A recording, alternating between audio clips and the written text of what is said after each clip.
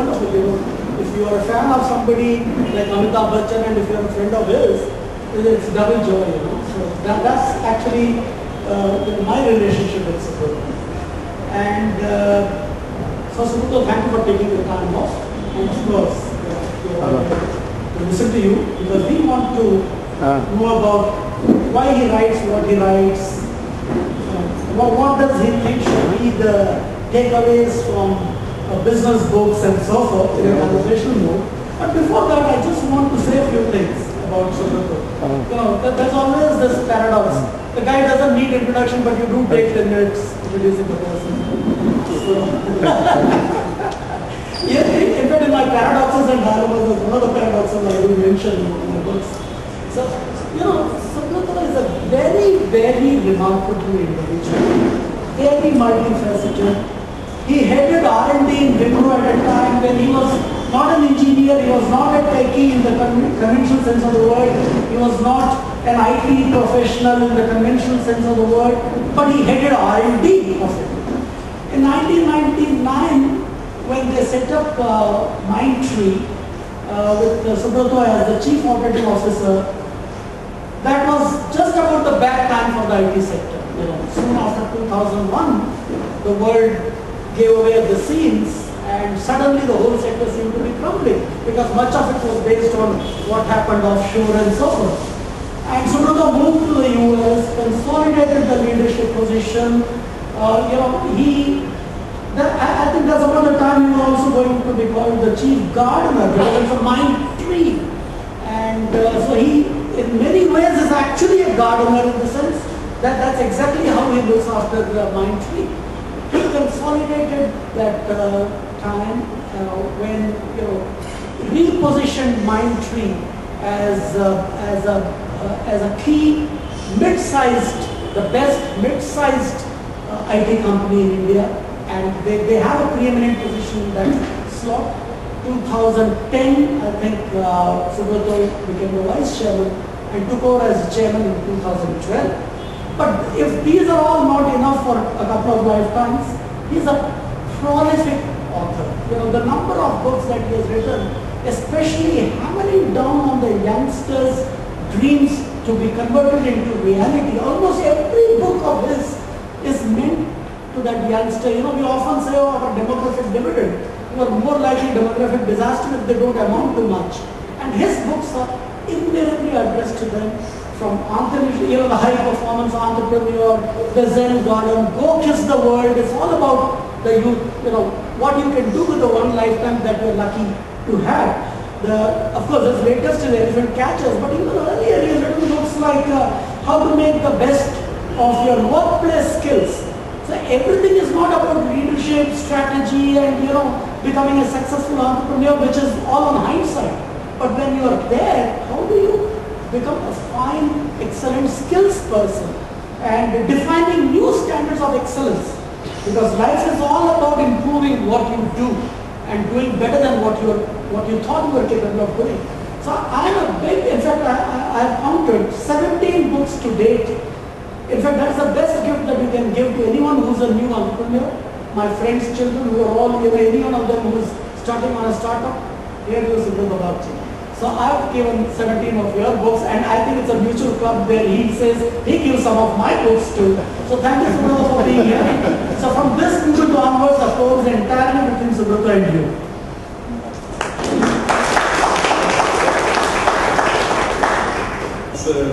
It's a privilege and honor to be here. Benedict, I know where Benedict is. Benedict. I was just going to say, these guys are covering you. Good if you can go on. I don't like to sit on that. Okay. Maybe you should go back a little bit. Yeah.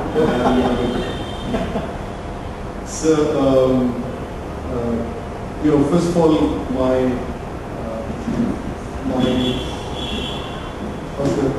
great admiration and respect and affection for Benedict and all the friends of Benedict who have made this happen.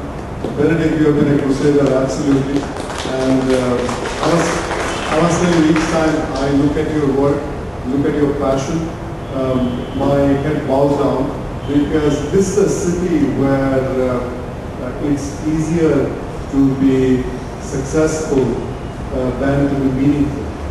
And it is people like Benedict who make the city meaningful. So thank you for being there, being in our midst, and please continue. And Raghu, it's always a pleasure. You make me deeply embarrassed by saying the nice things you say about me. My wife Schulich is here. I bring her every time here to places like this to listen to endorsements like this. And it doesn't work. It hasn't worked so far.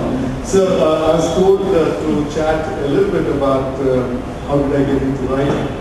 And maybe I should just warm it up, but I'll keep it really short. I'm not particularly keen to listen to my own voice today, so much rather have you lead the conversation. I discovered that I could write a little bit when I was about Shrey's age, a little more than Shrey's age. Shrey's right here, those who don't know, he's in 6th standard, so a little bigger than Shrey. Thank you, Shrey. And at that age, it's interesting. You usually write about two things. So let me ask you, what do you think are those? Only two themes. You already got it. One, at least you got. So which is that? It's about love. Shrey is not very happy to hear this story. So, yeah, Shrey, I'm sorry, but it is about love. And the second is about revolution. So you want to change the world through love and revolution. So, at that age, when you write something and it gets published in the local vernacular newspaper, it's a big fight. It's huge. It's like a small Nobel Prize. And then what happened, I came to college and switched to writing in English. So still you are a teenager, so 16, 17. The love is a little refined by the time, and the revolution is also a little refined. There used to be a magazine called Your Times at that time. Really, elderly people in this audience would recall. It's an English magazine. It used to be edited by people like British Nandi, Anis John. So Your Times would actually pay you for whatever you wrote. You would write a little piece and comes the money of it for 10 rupees, and the maximum I have earned is 25 rupees. So per piece 10 or 15 rupees was a lot of money. And so that actually becomes a positive reinforcement. So on one hand, your friends, your family say, oh, so you got your little piece published, and on top of that comes the money. Now that continued, and I wrote more and liked writing. Then I started working. This was at the age of 19. I became management trainee in a company called DCM. It used to be, well, not D thing, but D thing was gas. And this year's management training was D thing with a, not a capital T, but a small T. And for 5 years, my writing froze. So that's what really, industry. It was a smokestack company. It was working for a textile mill. It was a displacement at multiple levels. I came from a small place, landed up in Delhi, and I'm trying to find myself. And you want to succeed. So the industrial atmosphere, the longest textile mill strike in Indian history at that time, the churn, the city, and I could write them. After 5 years of my life there, I entered the IT industry. The IT industry is a magical industry because your intellect is something that is appreciated. You are hanging out with people who play bridge and play chess and solve Rubik's cube, they read everything that there is to it. And it was a new industry, 1981. It was spring industry, and I found the urge to write one back. At that time, the two magazines in the IT industry, one was Computer Today, I think, and the other was Data Quest. So Data Quest magazine, I wrote a piece or two, and then the editor said, why didn't you write a column? So I wrote not one, but successively 3 columns for Data Quest magazine. It was a high, because when you write a column, you see a long shot, and people write to you about what you wrote in the last column. And for a period in time, I quit working and started my own company along with a couple of people. I was about 28 at that time. So 28, you started a company, and then your writing gets published, people read that, and somebody sometimes walks up to you at the airport and says, aren't you so and so? And it is mind-blowing, what you can do to a 28-year-old's head. So all in all, it was very pleasurable. The reason I'm saying this is later on I will connect to that. And then I joined Wipro. I came here. When I joined Wipro, interestingly, this is because the startup that I had folded up. It ran for 3 years and then I closed it down. And it was time to go back. We have 2 daughters, 1 wife. So you have to feed them. And so decided to come back to the industry. So I had 2 job offers. One was a job with a company in Delhi. And I was gravitating towards going back to Delhi. This company was going to pay me more. The final interview, which very interestingly happened here, because the top 2 guys, they were somehow to be in Bangalore, so I flew down to Bangalore. And the chief operating officer of the company said that you write in a magazine, so this is a IT industry related company. So obviously they had to know. And said that we would like to make a request that when you send your writing for publication, you will have to show it to us before you do. I said, no, that's not happening. You have not bought my soul. And so he didn't expect that reaction. I said, first of all, logistically it can't happen, because sometimes, it's the last day to submit it. I get up at 4 o'clock in the morning. I write at that hour and I correct it. Okay? And then I immediately courier it. These are days prior to the email and that stuff. So logistically it's not going to happen. And in any case, I don't philosophically like the idea. So they kind of backtracked. And very coincidentally, a friend said, so since you have come to Bangalore, why don't you drop by a Wipro and maybe something will happen there. And that day, I was interviewed for a job, 4 or 5 rounds of interviews doing this. And even at that time, I'm talking about 1988, Mr. Premji would personally interview somebody I was being interviewed for a Group 3 job, which was like 2 levels below a general manager. And he would still be. So he met me, and he was quite an enigma at that time. He was very reticent, even as he is reticent today. Very reticent, very quiet man. And I walked into his room, and he says, I have only seen your photograph in the magazines in which you write, and it's a pleasure to meet you in person. So it was quite a contrast between the earlier one, where the guy says, you have to show us what you write, and here's a man who starts the meeting, not asking about my work experience, nothing. This is such a pleasure. And for the next 45 minutes or so, we're only discussing what I write. And, then you realize that content is such a powerful thing. We all have content, but when you put content down on a piece of paper, it can bridge people, it can bridge intellect, it can bridge sometimes countries, society, civilization, so that we get there. But when you write content, it completely changes the conversation. So here's Mr. Premji. He's not talking to me about my work experience, what I will do for him. He's only wanting to discuss what is it the last piece that I wrote. And so I continued, then I went off to US. That is the time that I started writing a piece or two here and there in newspapers and so on.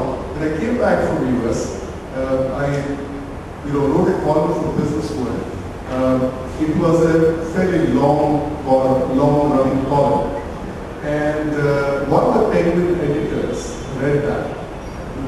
By this time, I moved on from Wipro, Mindtree started. And this lady's name is Sudeshna Show. Sudeshna is a well-known person in the Bangalore literary circle. Sudeshna was looking for someone on the Penguin who would write a book about how to start a company, how to, do a startup. Now, two kinds of people write usually about how to start a company. One are professors in business schools, no offense meant here, and who have never done a startup and so on. So professors write, and the others who write about entrepreneurship are usually people who have been very successful and been there, done that. In neither category, they make it accessible. They make it feel close. So Penguin wanted somebody who has done a startup and still in a young, is nursing a young state company. And I thought it's a brilliant idea, and that's how the high performance entrepreneur got written. And it was magical writing a book for the first time. And when I cleared the manuscript with my editors and my publisher in Delhi, by the time I had delivered a talk in Bangalore talk, the title of the talk was "Book is the World." These were the last words that my mother spoke to me from a hospital bed. I kissed her goodbye, and then she said, "Why are you kissing me?" So I said, "Why not?" So at that time she said, "Book is the World." So that became the caption of my talk at Bangalore. And my publisher, the editor, said, "So what's the next book?" I had not thought about a book. He said, "Anyway, you're going to write a book for Penguin. We don't care what will be the subject of the book. The name of the book is Book is the World." So that's how one thing led to the other. And remember I was telling you that as a young writer, 28, so somebody walks up to you at the airport and says, "Are you Subroto Bagchi?" And it gives you a heady feeling. So from that time, when I started writing the high performance entrepreneur, and then Book is the World, and then professional, I realized something very different. I realized that I've been given a responsibility. Actually, it's not about ego. So as a young person, you feel, your ego is fat, you feel good about being recognized. Somebody, Mr. Premji says, how do you write, how do you make the time, etc. But now you're in your 40s and you start looking at the world around you. And I realized that people like us have a responsibility not just to do what we do, but to pass on the knowledge and the formula so that other people can do better. So in high performance entrepreneur, the experience was about my first failed enterprise, which was a company called Project 21, and then Mindtree. But then you realize that it's not enough to have one Infosys, one Wipro, one Mindtree, but this country requires thousands of them. So it's important to get the formula right. And similarly, it's not enough to be a great professional. It's important to actually write about your ups and downs, your feelings, your lessons, life lessons. Maybe it's a book, maybe it's a blog, maybe it's a column, but that is how you give it all away. And those of you who have done Vipassana or you have been trained in meditation, you realize that the benefits of any self-realization, meditation, Vipassana, whatever it is not meant to keep to yourself. At the end, you are supposed to keep your sense of peace, if not your enlightenment, away, so that it has benefit to a larger community, a larger world. It also occurred to me at that stage that not only it's a responsibility, it's a serious responsibility, because when we write something down, ideas get hands and legs. All of us have ideas. We are using ideas in doing what we do. But then those ideas are not getting hands and legs. The moment it becomes a written word, it starts walking. So imagine the Christian religion without the Bible. The spread of Christianity was directly linked to the Bible. Similarly, since saffron is the color of the day, I should also say that imagine Hinduism without the Gita, or the Ramayana or the Mahabharata. So ideas get hands and legs when they're put down on paper, or they're narrated. It was a time when the Vedas were narrated. So content is a very powerful thing. Content changes societies, content changes the world. So from Das Capital to the Bhagavad Gita to the Buddhist scriptures, they all, were spread with the power of content. So I felt that I had a responsibility, pretty much like, somebody is a gifted sports person. Now, up to a point, it's your joy. But beyond that point, as you cross the Rubicon, it's your responsibility. You may be a singer. Up to a point, it's a pleasure. It could even be a way of earning your livelihood. But beyond that point, it becomes your responsibility. And we carry a burden on our shoulders as we traverse this earth. And that burden is to make the world a better place because we walk on this world. So that's brought in my life's philosophy, starting from writing love poems and revolutionary poems to less interesting things like the professional or the elephant catchers and so on. A lot of people ask me, how do you find the time? And my one submission to them has always been, if you find your passion, time finds you. So I'm sure somebody is going to ask in the audience, how do you find time? So I'm preempting it. If you find your passion, time will find you. So with that, let me hand it over to you.